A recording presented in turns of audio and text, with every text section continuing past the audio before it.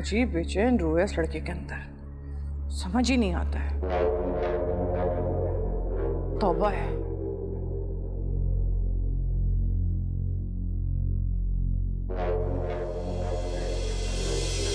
अस्सलाम वालेकुम आंटी। वो रामिस। अरे अरे भाई मेरी बात तो सुनो। क्या बदतमीजी है ये। पहले रामेश और अब ये रमा। कितना समझाया इस लड़के को, लेकिन मजाल है जो इसके कान पे कोई जू नहीं रिंगती है। मेरे पास भी बंदोबस्त है इसका। इसके बाप को फोन करता हूँ, फिर देखती हूँ कैसे बचता है। आप समझ गए ना? आप इनको भी मिलके बाकी एक second, excuse me general, excuse me please. Hello. हाँ राहिल, समरा बात कर रही हूँ।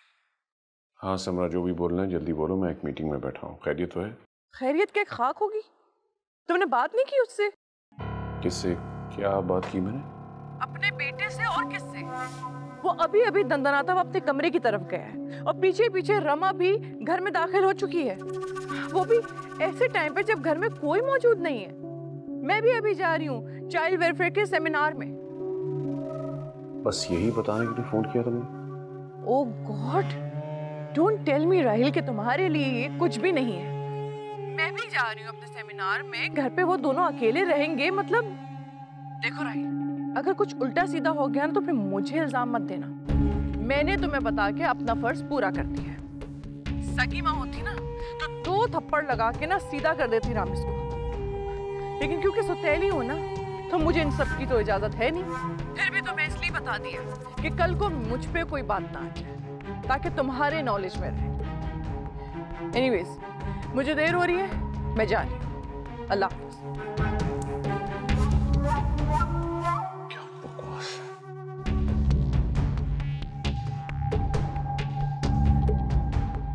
जी सॉरी, बस एक जरूरी कॉल थी। तो हम बात कर रहे थे मार्केटिंग। रामेश, रामेश, रामेश दरवाजा खोलो।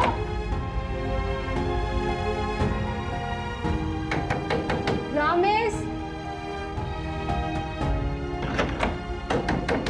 ये लड़का कुछ कर ना ले।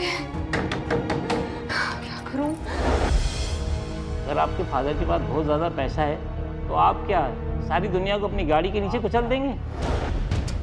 आपको शर्म आनी चाहिए। आपको अंदाज़ा भी है उस बेचारे का कितना लॉस हुआ है। आइंदा मुझे कोई भी शिकायत मिली तो मैं आपका केस ऊपर बोर्ड में भिजवा दूंगा। रामेश